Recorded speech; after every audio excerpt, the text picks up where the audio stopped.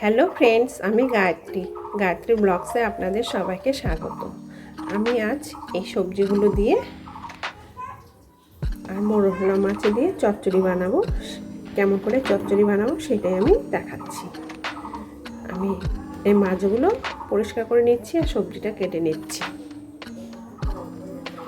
দেখো ফ্রেন্ডস, এই যে আমি মাছটা পরিষ্কার করে নিয়ে এলাম আর এই সবজিগুলো বানিয়ে নিয়েছি। এবারে এটার মধ্যে হলুদ দিয়ে দেব, মাছটার মধ্যে হলুদ দিয়ে দিলাম,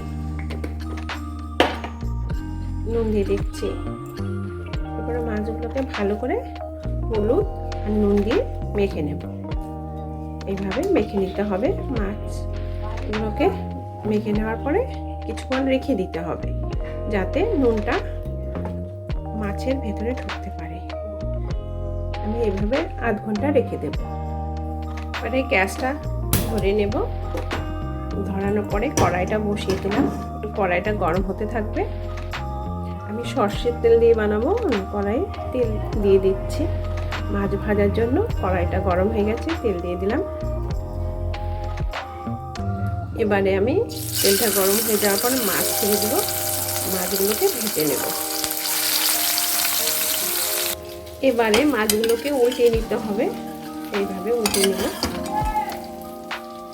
নিতে হবে। এইভাবে আমার মাছটা প্রায় ভাজা ভাজা হয়ে গেছে। আর এই মাছটা বেশি ভাজা করতে হয় না তরকারিতে। এবারে আমি মাছটা নামিয়ে নেব। এই যে এখানে মাছটা নামিয়ে নিতে হবে, অন্য পাত্রে রেখে দিতে হবে। এই যে মাছটা ভেজে নিয়েছি। এই তেল আছে, তেলের মধ্যে আমি কালো জিরা ফোড়ন দিয়ে দিচ্ছি।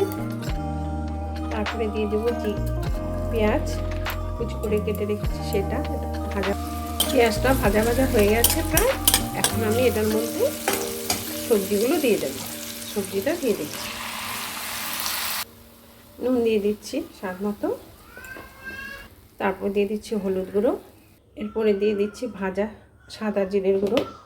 এখন এইগুলোকে নেড়ে চেড়ে নেব। নাড়াচাড়া করে নিচ্ছি।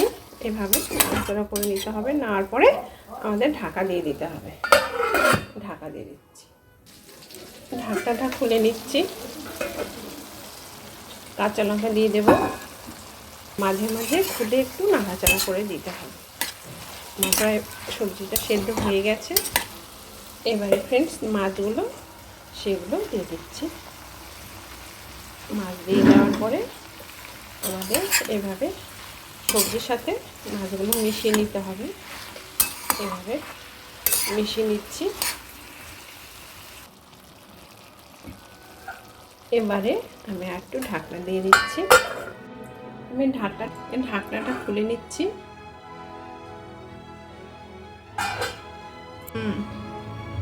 এইবারে এই যে চচ্চড়িটা হয়ে গেছে মোরলা মাছের, আমি এবারে নামিয়ে নেব।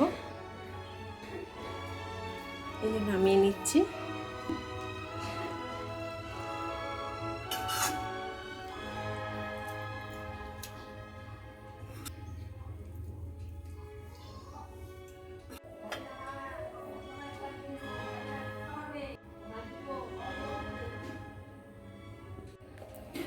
আমার এই ভিডিওটা ভালো লেগে থাকলে তাহলে আপনারা লাইক, শেয়ার ও সাবস্ক্রাইব করতে ভুলবেন না। ধন্যবাদ।